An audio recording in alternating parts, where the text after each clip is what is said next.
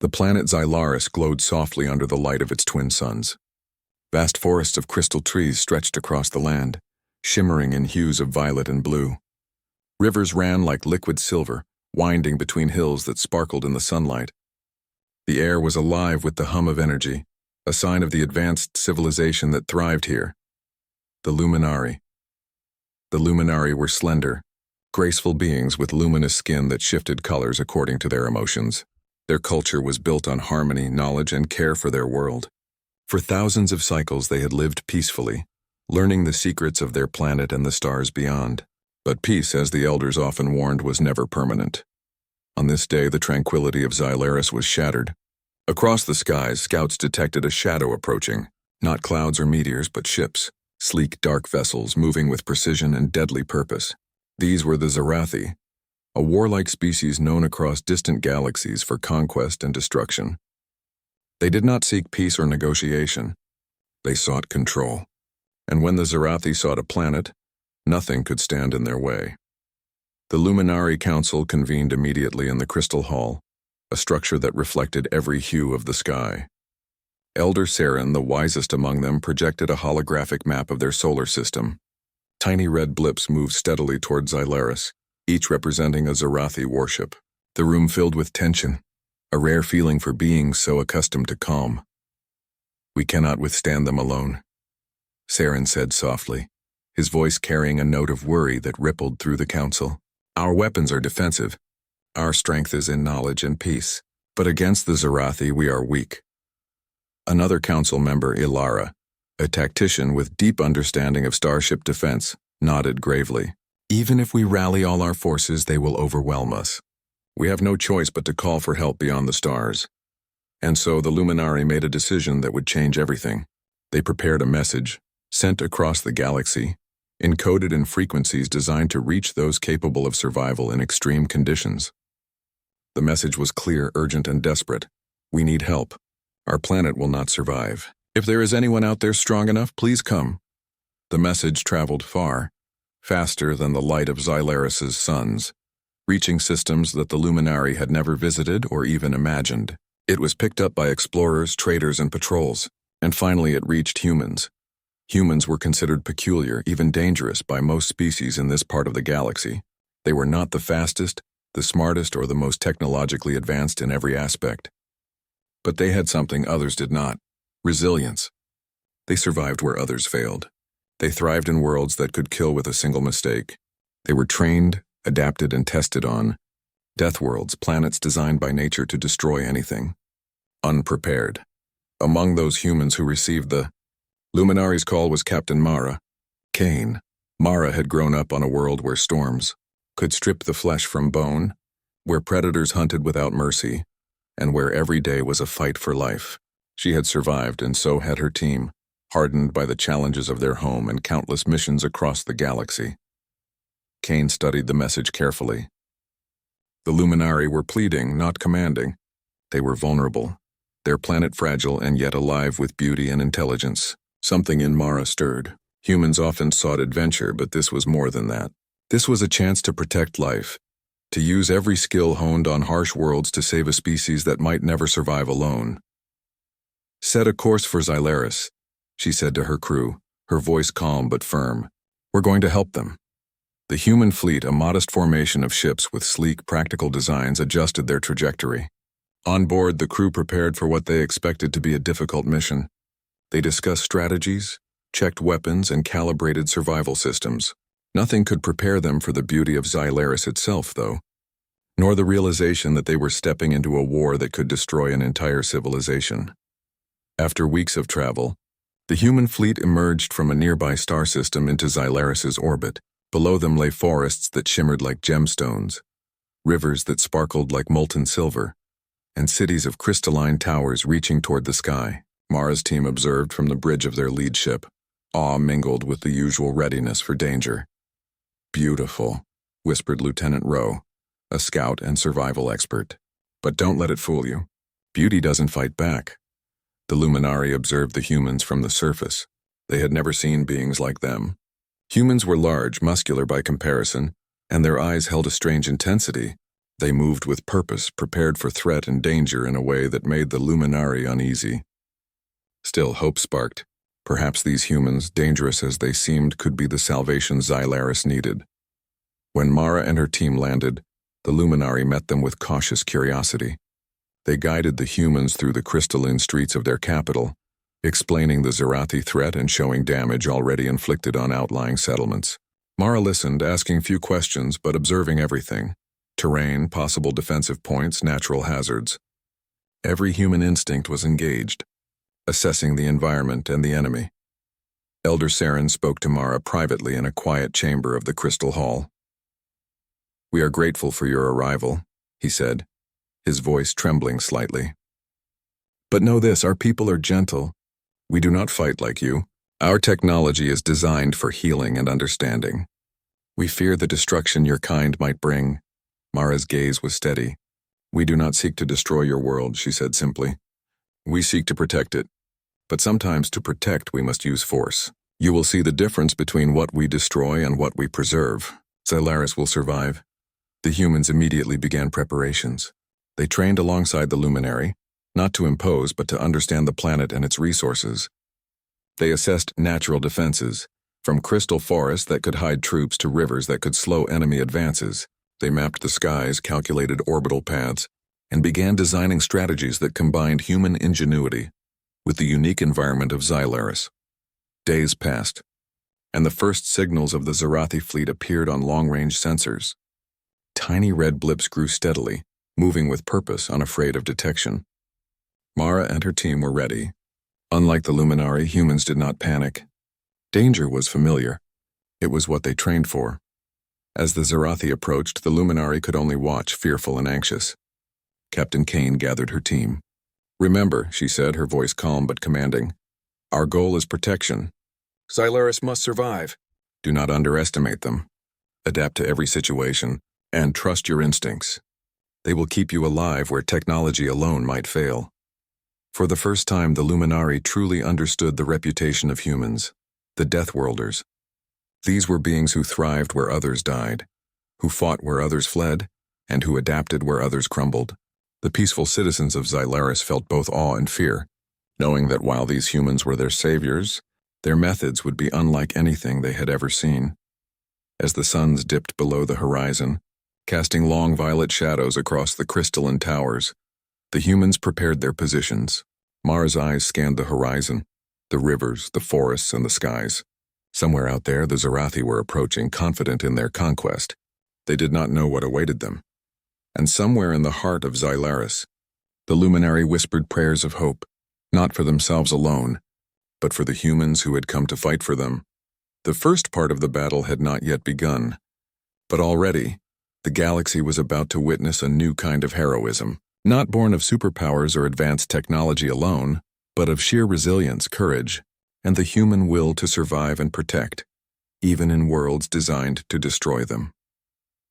In the stillness of the night, the Luminary could hear the faint hum of the human ships, the sound of preparation and something else, a promise.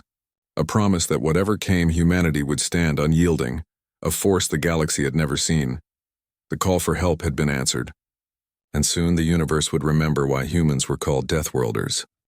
The human fleet settled into orbit above Xylaris, their sleek ships gleaming against the violet glow of the twin suns. Below, the planet stretched endlessly in its natural beauty. Crystal forests, winding silver rivers, and cities that glimmered like gemstones in the sunlight. Yet amid this breathtaking scenery, a sense of danger lingered. Captain Mara Kane stood on the bridge of the lead ship, the Resolute, surveying the world with a practiced eye. Her crew moved efficiently around her, running scans, checking equipment, and preparing for what was coming. Every sensor beeped, every screen glowed, but her focus was sharp. The humans were ready. They always were. Lieutenant Rowe, her second-in-command, leaned over the tactical display. "Scans show the Zerathi fleet is approaching fast. They're not holding back." Mara's eyes narrowed. "Good. Let's make sure they regret it." Unlike the Luminari, humans were not easily intimidated. Mara knew the Zerathi were dangerous, but her people had survived worlds far worse than Xylaris. Lava seas, toxic storms, razor-sharp predators. They had faced death countless times and come out stronger. Humans thrived where other species faltered. The Luminari watched from the surface, their curiosity mingled with awe. They had never seen beings like the humans before. Humans were tall, muscular, and confident, moving with a purpose that spoke of experience, endurance, and courage. To the Luminari, who prized harmony and intellect, the humans' presence was almost overwhelming. Yet they were desperate for help, and these strange visitors were the galaxy's best hope. Captain Kane initiated the landing sequence. Her team moved with precision, entering the atmosphere in controlled pods designed for harsh environments. As they descended, the crystal forest loomed closer, the rivers reflecting the sky like liquid mirrors. The humans' landing was quiet but deliberate, each step measured, each action purposeful. The Luminari greeted them cautiously at the landing site, their glowing forms flickering nervously. Elder Saren and Ylara stepped forward, bowing slightly. "We are grateful for your presence," Saren said. "But please understand, our people have never fought such creatures. We do not know how to survive their attacks." Mara studied him for a moment. "We don't just fight. We survive, and then we protect." Her voice was firm but not unkind. She gestured to her team. "Set up positions. Scan the surroundings. Use the terrain. We'll need every advantage." The humans moved quickly. They were different from anything the Luminari had ever seen. They didn't just build defenses. They adapted the environment itself to protect the planet. Crystalline towers became observation posts. Rivers were mapped as natural barriers, and forests were analyzed for ambush points. Humans were not merely defenders. They were strategists, using Xylaris's natural beauty as a weapon against the coming enemy. Ylara followed closely, fascinated.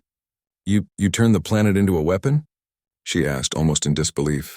Mara smiled faintly. "We don't destroy the planet. We just make it impossible for them to survive here. Nature fights for us and we guide it." As the humans prepared, the first signs of the Zarathi appeared. Dark silhouettes pierced the atmosphere. Massive ships bristling with weapons and armor, moving as a single unit with terrifying coordination. The Luminari recoiled, their delicate senses overwhelmed by the presence of such destructive power.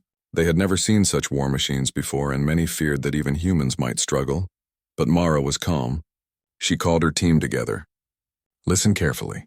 They think they can conquer this planet as easily as others. They don't understand humans. They don't understand Xylaris. We will make them learn. Quickly." The humans deployed forward scouts, small teams moving silently through the forests and along riverbeds. They observed patterns in the enemy's approach, analyzing movements and predicting attacks. Mara herself led one of the scouting parties, moving with confidence through the crystal groves. Every human instinct was alert: smells, sounds, vibrations. They sensed danger before it could strike. Meanwhile, the Luminari learned more about the humans' methods. They watched as humans set traps that used the planet itself. A slight shift of crystalline terrain could deflect or trap enemy vehicles. Rivers could be redirected subtly to wash away intruders, and forests could conceal human movements completely. These tactics were frightening in their efficiency, yet they caused no harm to the planet itself. We've never seen this," Ylara whispered, observing a human engineer reroute a river to create a defensive barrier. "They are unstoppable in ways we cannot imagine," Mara nodded. "We survive by understanding the world, using every element to our advantage. Danger is our teacher, not our master." As the Zarathi fleet closed in, the humans deployed energy barriers and observation outposts, combining advanced technology with natural geography. Their strategy was simple but brilliant: funnel the enemy into zones where the humans had complete control. Every move was calculated yet flexible. Adaptation was their strength. The first engagement came at twilight. A scouting group of Zarathi fighters attempted to probe human positions along a river. Mara's team had anticipated this. Using subtle traps and clever positioning, they neutralized the attackers without exposing themselves. The Luminari watched, astonished, as the humans executed maneuvers that no other species could have imagined. This is not fighting," Ylara said in disbelief. "This is controlling everything around you." "Exactly," Mara replied. "We control what we can, and we survive everything else." Night fell, but the humans did not rest. They used darkness as an advantage, moving silently through forests, observing enemy patterns and preparing for the main attack. Sensors were placed, warning systems activated, and defensive perimeters expanded. The Luminari, though uneasy, began to realize that the humans were not just soldiers, they were a force of nature. The Zarathi underestimated the humans. They assumed that Xylaris's delicate terrain would hinder the invaders, not realizing that these humans had mastered worlds far harsher and more deadly. They saw humans as merely another species to conquer, not understanding that the humans themselves were built by survival, trained by death and tempered by environments designed to kill. By the second day, the humans had mapped the enemy's approach, identified weak points in their formation, and devised multiple contingency plans.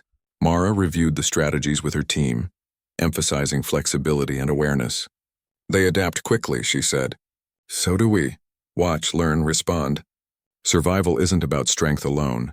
It's about knowing your world and knowing yourself." The Luminari, observing these preparations, were torn between awe and fear.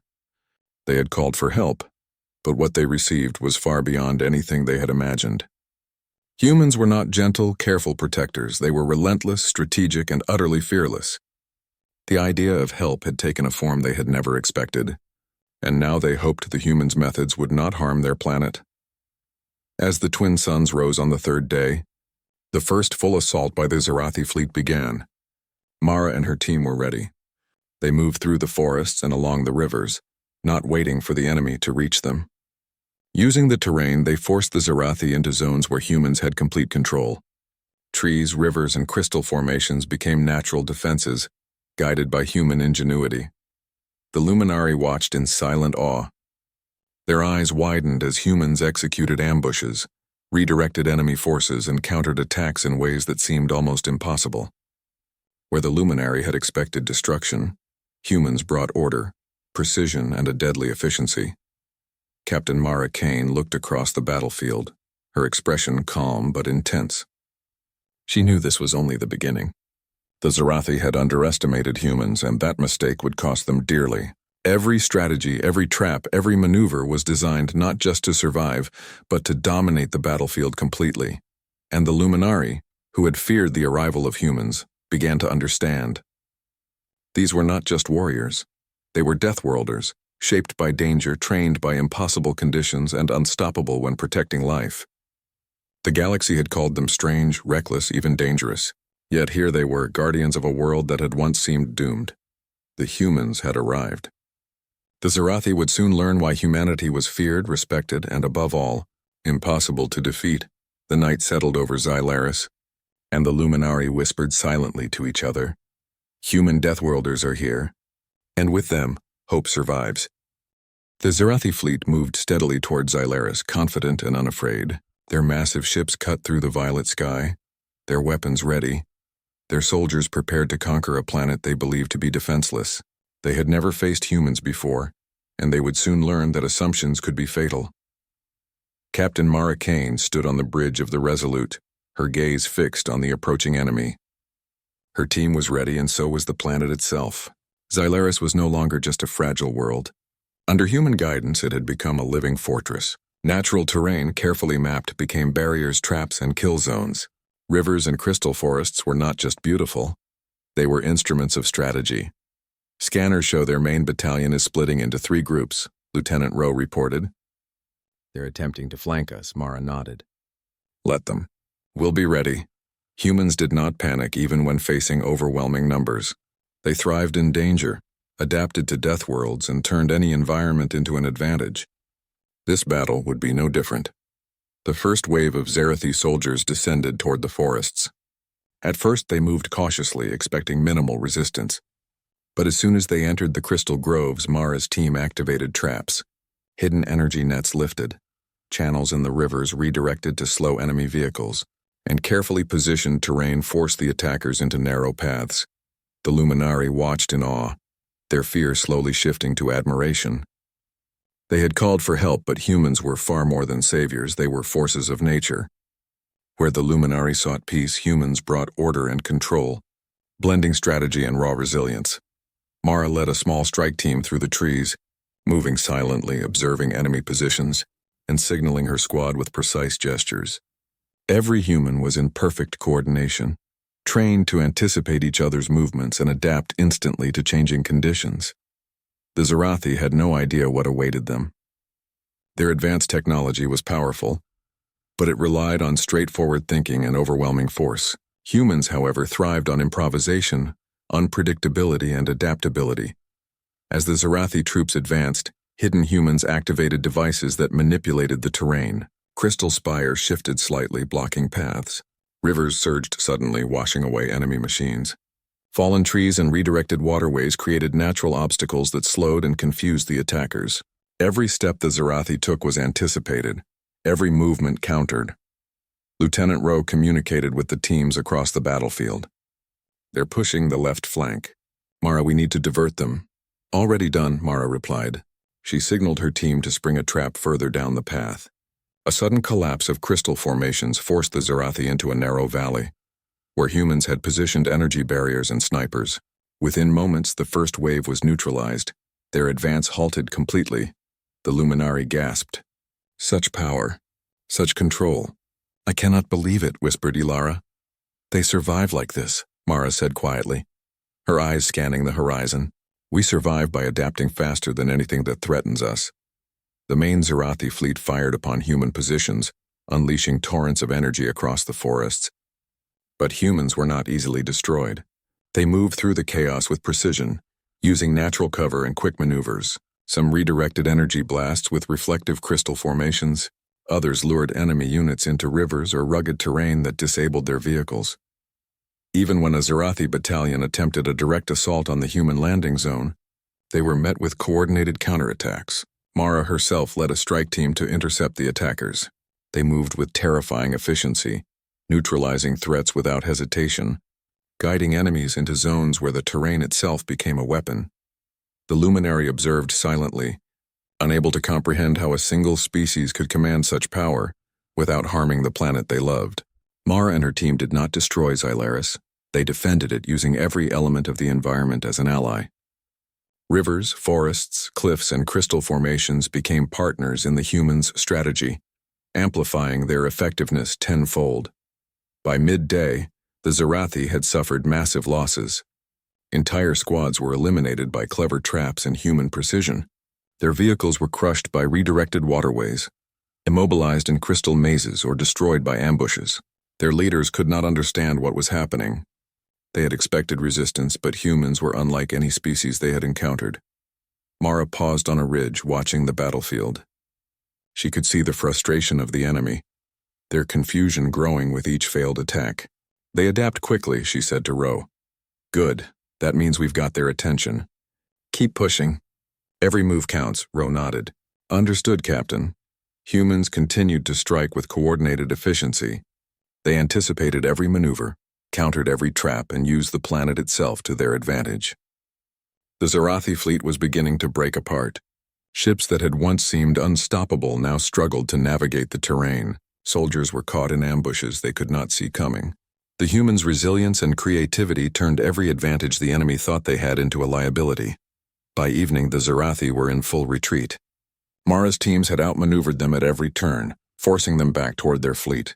The Luminari, who had feared total destruction, now watched in astonishment.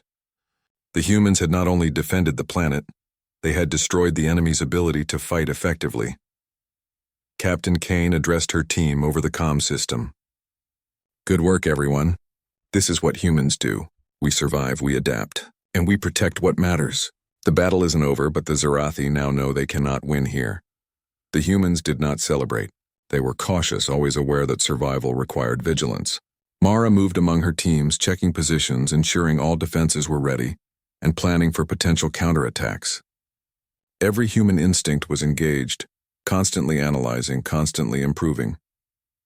That night, the Luminari gathered around the humans, eager to understand the strange creatures who had saved their world.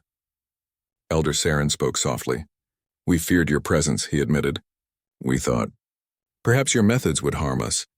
But we see now that you are different, stronger, braver, and wiser than anything we have known." Mara smiled faintly. "We are strong because we must be. We fight because we survive. And we survive to protect life, not destroy it." Ilara, still in awe, asked, "But why are you so fearless? How can you face such danger without hesitation? Mara looked at her, eyes steady. Fear is natural, but humans do not let fear control them. We learn from danger, adapt to it, and use it. That is how we survive worlds others cannot. That is why you called us, and why we are here. The Zarathi, regrouping at the edge of the system, transmitted urgent signals back to their homeworld. Their commanders were bewildered. No species had ever fought like humans. No strategy, no technology, no brute force could match their adaptability. The humans had turned a fragile world into an unbreachable fortress and decimated a fleet that had thought victory was assured. Back on Xylaris, the Luminary began to understand the full extent of what had happened. Humans were not merely soldiers, they were living embodiments of survival and resilience. They were Deathworlders, hardened by impossible conditions, unafraid of death, and capable of using their environment in ways no other species could comprehend. Mara walked among her teams, overseeing the final cleanup of the battlefield. She ensured that the planet was unharmed, that every Zarathi unit was neutralized without damaging Xylaris itself. This was not destruction for the sake of it. It was protection, carried out with precision, efficiency, and care. By dawn, the planet was safe. The Zarathi fleet had retreated, shattered and humiliated. Xylaris remained untouched, its beauty intact, its inhabitants alive and grateful. The humans had achieved what no other species could: total defense and total control over a situation that seemed hopeless. Elder Saren approached Mara, bowing deeply. "You have saved us," he said. "Not just our lives, but our civilization. We owe you more than words can express." Mara shook her head. "We don't fight for thanks. We fight because it must be done. We survive and we protect those who cannot survive alone. That is what humans do." The Luminary looked on, awestruck. The humans had arrived as strangers, perhaps feared, but they had proven themselves as guardians, survivors, and heroes. They were unlike anything the galaxy had ever known, and now, the legend of human Deathworlders would begin to spread. In the quiet that followed, the Luminary realized something profound. They had witnessed the power of a species that did not just fight, it mastered the art of survival itself. Humans were not merely warriors. They were unstoppable forces of life, capable of turning even the most fragile world into a fortress. And somewhere, beyond the horizon, Captain Mara Kane prepared for what might come next. The Zarathi might return or other threats might appear, but humans would be ready as they always were. Because to them, danger was not a threat. It was a challenge, and humanity never gave up. The battle was won, the enemy destroyed, and Xylaris remained free. The galaxy, however, had only begun to understand the true power of humans, and the story of the Deathworlders had only just begun. The morning sun bathed Xylaris in soft violet and gold. The battle had ended, yet the air still hummed with the memory of conflict. Everywhere the Luminari looked, there were traces of the humans' work. The precise organization of the battlefield, the cleverly placed defenses, and the sense that every action had been deliberate, planned, and executed with skill that bordered on artistry. Elder Saren walked through the capital city, observing the humans as they organized recovery teams. Captain Mara Kane and her crew moved among the Luminari, not with arrogance or dominance, but with quiet authority. Their presence radiated calm and confidence, even in the aftermath of destruction. Ilara, still recovering from the shock of witnessing the humans in battle, approached Mara. You destroyed the enemy completely," she said, almost in disbelief. "And yet—" "The planet is unharmed. How did you manage that?" Mara's eyes were steady. "We fight to protect life, not to destroy it. The Zarathi were dangerous. If we had hesitated or held back, they would have destroyed everything here. We survive, and then we make sure those we protect can thrive. That is what humans do." The Luminary observed closely as humans worked alongside their people. Mara had instructed teams to clear debris, repair damaged structures, and even restore certain natural areas that had been disturbed during the defense. Rivers were carefully guided back to their natural paths, and crystal forests, which had served as strategic cover, were gently restored. It was a sight that left the Luminary awestruck. They had called for help expecting protection, but what they received was far beyond anything they imagined. Humans were capable of destruction that could rival storms or earthquakes, yet they wielded it with precision, care, and responsibility. Elder Saren approached Mara once more, his luminous form shimmering in the morning light. Your people, your methods are beyond our understanding, he said. We feared your presence. We thought that perhaps your kind would be dangerous to us. But now I see that your power is protective and yet terrifying in its perfection. Mara nodded gently. We are dangerous, she admitted, because we survive where others cannot. But danger can be a tool, not a weapon. We fight to protect and we adapt to every situation. The galaxy is full of threats. If we cannot face them, life cannot continue. Humans have learned this on worlds that would destroy any other species. We are the product of survival. And survival demands strength, courage, and ingenuity. The Luminari listened in silence, absorbing the truth in her words. They had always believed in knowledge, harmony, and understanding. Strength had never been their priority. Humans, however, embodied a kind of strength that was born not from dominance but from the necessity to survive in the harshest conditions. It was a strength that could not be ignored, feared, or rivaled. Mara and her team then focused on the survivors of the Zarathi attack, captives who had been left behind in the chaos. The humans treated them not with cruelty but with efficiency. They were contained and secured in a manner that ensured they could no longer pose a threat, yet without unnecessary suffering. The Luminari watched, realizing that humans could balance power with restraint in ways they themselves had never mastered. Ilara followed Mara as she moved through the recovered zones, curiosity overwhelming her. Your people, you survive in worlds that are impossible. How? How can humans endure such danger and emerge victorious every time? Mara paused, looking toward the horizon where the remnants of the Zarathi fleet had retreated. We learn from danger. We adapt to it. We are not the strongest because of our bodies or our technology alone. We are strong because we face the impossible and do not give up. Every challenge teaches us something. Every failure makes us better. That is why humans survive worlds that others cannot. The Luminari began to see the truth of her words. Humans were not invincible. They were tested, challenged, and pushed to the edge again and again. But every time they learned, adapted, and thrived. They were a species defined not by comfort but by resilience. Mara turned to the Luminari Council, addressing them directly. Your people have a gift, the ability to create, to preserve, to understand the beauty of your world. That is something rare in the galaxy. Our job is to protect that. We are here to ensure that Xylaris continues to thrive, not just survive. The Zarathi were a threat, but they will not return. And if any danger comes again, humans will be ready. The council members exchanged glances, a mix of awe, respect, and lingering fear. The humans' approach to survival and defense was unlike anything they had ever seen. They had witnessed not just protection, but total mastery over their environment, combined with courage that seemed limitless. Meanwhile, Mara's teams worked with the Luminari to enhance defenses for the future. They showed the aliens how to use natural features strategically, how to anticipate attacks, and how to fortify without harming the environment. The Luminari learned quickly, but they also realized that even with all their knowledge, humans would always remain on a level far beyond their understanding. The humans also spent time teaching the Luminari basic survival techniques. Simple methods, how to navigate through dangerous terrain, how to recognize subtle signs of approaching threats, how to use the environment to one's advantage, were shared. The aliens absorbed every lesson, amazed at the practicality, efficiency, and adaptability of human methods. At night, the Luminari gathered in the central square, observing the humans quietly. Around a small fire, Mara and her crew maintained vigilance even though the immediate danger was gone.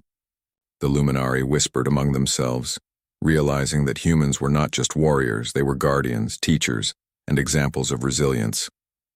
Elder Saren approached Mara once more. I must ask, do all humans survive like this? Are all humans this capable? Mara shook her head with a small smile. Not all, but humans are trained from birth to survive. We are shaped by worlds that would kill others. Each human carries the experience of danger, adaptation, and survival. That is why we are called Deathworlders, and that is why we protect what we care about.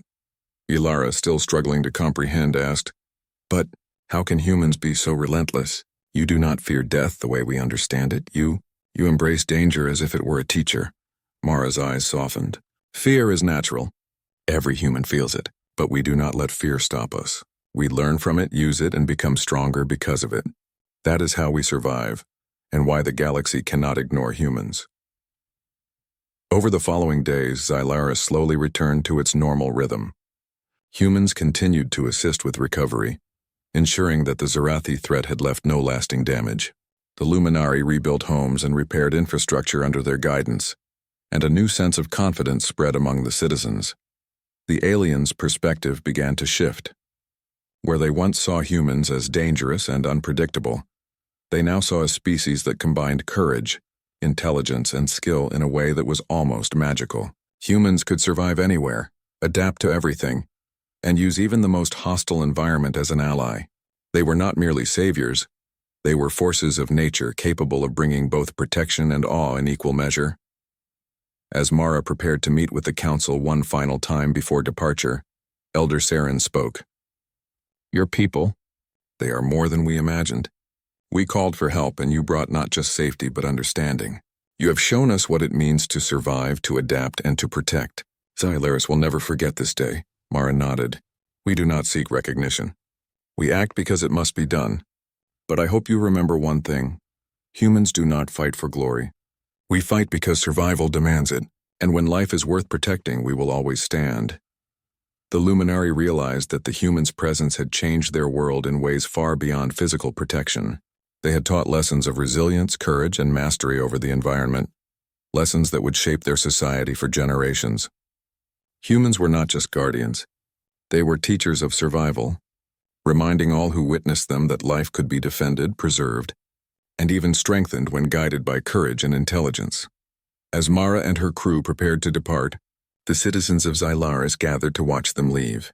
There were no celebrations, no fanfare, just quiet respect and deep gratitude. The humans had arrived as strangers, yet they had left an indelible mark on the planet and its people. Mara looked back one last time, seeing the crystal forests glinting in the sunlight, rivers reflecting the skies, and citizens standing tall despite the recent danger. She felt a quiet satisfaction. Xylaris was safe, alive, and thriving. The humans had not only fought, they had preserved, guided, and inspired. And somewhere across the galaxy, whispers began to spread. Stories of human Deathworlders, of their unmatched resilience, courage, and mastery over impossible worlds, would travel far. Other civilizations would soon hear of humans, not just as warriors, but as protectors, survivors, and teachers.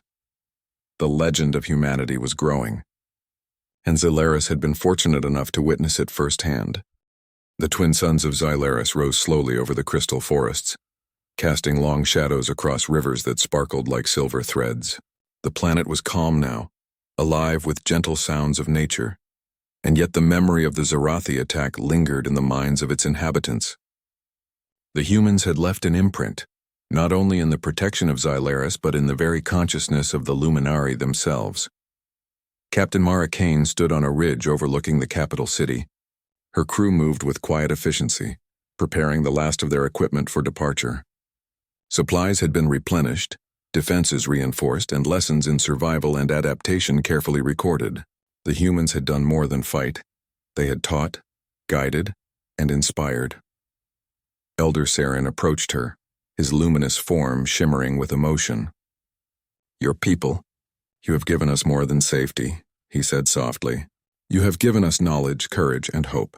The Luminari will never forget this. We feared you at first, but now we see you are something extraordinary. Mara nodded. We are not extraordinary. We are human. We survive because we must. We adapt because life demands it, and we protect because it is the right thing to do. That is what we do. That is who we are. Ilara stepped forward, curiosity shining in her glowing form. Captain Kane, will your people stay? Can we call on you again if danger comes? Mara shook her head gently. Humans do not stay. We move, explore, and face new challenges. But if Xylaris or any world is ever in danger and we can help, we will. That is our promise. The Luminari could only bow in respect. They had witnessed the full scope of human capability, how humans had turned a fragile planet into a fortress, adapted to the environment, and defeated an enemy thought unstoppable. But they also understood that human strength came from more than skill. It came from resilience, courage, and the ability to endure worlds that would destroy most other species. As the human ships lifted off, The Luminari gathered to watch. There was no celebration, no fanfare, only deep gratitude and quiet awe. The humans had arrived as strangers, untested and feared, yet they had left a mark that would echo for generations. Mara's voice came over the comm system, calm and clear. Luminari, remember this. Strength is not just in weapons or technology. It is in courage, adaptation, and persistence. Protect your planet, care for your people, and survive whatever comes. That is the lesson we leave you. On board the Resolute, Mara watched Xylaris recede into the distance. She reflected on the mission, the challenges, and the remarkable resilience of her crew. Humans were never perfect, but they were prepared. They had faced danger before and would face it again. Each mission strengthened them, teaching lessons that no textbook could ever capture. Lieutenant Rowe approached, surveying the view screen. "They're going to remember us," he said. "They'll talk about what humans did here for generations." Mara nodded. "I hope so. But we don't act for recognition. We act because it must be done. Survival, protection, and courage are what matter. Stories may follow, but the actions themselves are what define us." As the fleet moved away from Xylaris, Mara considered the broader galaxy. Humans were becoming known, feared, and respected, not because they sought power, but because they survived where others could not. The legend of human Deathworlders was growing, carried across star systems by those who had seen their deeds firsthand. Meanwhile, on Xylaris, the Luminari began to implement what they had learned. The techniques humans had shared, using the environment strategically, predicting threats and strengthening defenses, were carefully adapted to their own culture and understanding. The citizens felt stronger, wiser, and more capable than ever before. Humans had not only protected their world, they had empowered them to protect themselves in the future. Elder Saren convened a council meeting. "We have learned more in these days than in centuries of study," he said. "Humans are a species shaped by challenge and survival. Their courage is unmatched, their skill extraordinary, and their dedication to life inspiring. Xylaris owes its continued existence to them. But beyond that, we owe a debt of knowledge, strategy, and hope," Ilara added quietly. "They have changed how we see ourselves. If humans can survive worlds that should destroy them, perhaps we too can endure challenges we once thought impossible." Back aboard the human fleet, Mara and her team reviewed the mission. Every map, every defensive placement, every adaptation was noted. These lessons would be applied to future missions, preparing humanity to continue surviving and thriving in a galaxy full of danger. Humans did not merely exist, they evolved through challenge. And every world they encountered became a classroom, a battlefield, and a testament to their resilience. As the fleet entered the warp corridor, Mara allowed herself a moment of quiet reflection.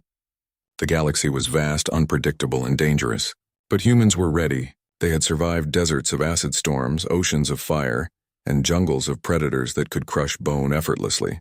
Xylaris had been just another world to test their skills, yet it was one they would remember, not because of danger alone, but because they had helped others survive. In the following cycles, news of the humans' actions spread through galactic channels. Traders, scouts, and other species shared accounts of Deathworlders, humans who could survive anywhere, defeat overwhelming threats, and protect life against all odds. Some feared them, some respected them, but all understood that humans were not a species to underestimate. Meanwhile, Xylaris thrived. The Luminari rebuilt their cities with newfound confidence. Forests and rivers flourished under careful guidance, and defensive structures were enhanced using human-inspired methods. Children grew up hearing stories of humans who had arrived in a moment of need and turned despair into hope. The legend of humanity became a part of their culture, a source of inspiration for generations.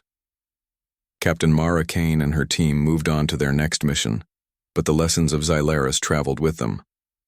Every world they visited, every species they aided was touched by the same principles: courage, adaptability, and the unwavering determination to survive. Humans were not perfect, but they were effective, resilient, and endlessly capable. In quiet moments aboard the fleet, Mara often reflected on the nature of humanity. "We are not invincible," she said to her team. "But we survive, we endure. And when life is worth protecting, we stand. That is our legacy. And that is why the galaxy will remember us." The story of Xylaris would become one of many in the annals of human deeds. But for the Luminari, it was more than history. It was a turning point. They had seen what survival, courage, and adaptability could accomplish. They had witnessed a species that turned danger into opportunity, chaos into order, and fear into strength. Humans were not just allies. They were examples of what a species could achieve when shaped by the harshest challenges. And somewhere in the vast galaxy, beyond the horizon of Xylaris, humans continued their journey. Each star system brought new challenges, new threats, and new opportunities to test their skills. But they carried with them the same principles that had saved Xylaris: resilience, courage, and an unyielding determination to survive and protect. The galaxy would remember them. The Luminari would remember them, and humanity itself would continue to prove time and time again why they were called Deathworlders, beings capable of surviving worlds that would destroy any other species, and using that survival to protect and inspire life wherever they went. Captain Mara Kane looked once more at the receding glow of Xylaris. The planet was safe, thriving, and forever changed. She smiled, knowing that humanity's story was just beginning, and that their legacy of courage, adaptability, and relentless survival would continue to grow, shaping the galaxy in ways few could comprehend. For humans, survival was not just instinct, it was identity. And wherever danger arose, wherever life needed protection, they would always stand. The legend of the Deathworlders had begun, and the universe would never forget them.